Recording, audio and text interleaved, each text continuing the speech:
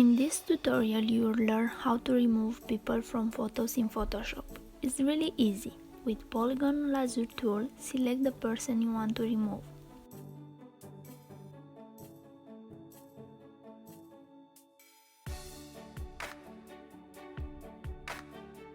Go to Edit, Fill. Make sure Content Aware is chosen. In this case, the result doesn't look too real.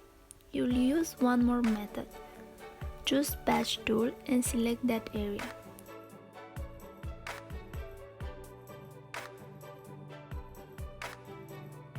Try to move it to a part that's like your selection. Choose Elliptical Marquee tool. Click right and choose Deselect. Well, that's it. If this tutorial helped you, support me with a like and with a subscribe.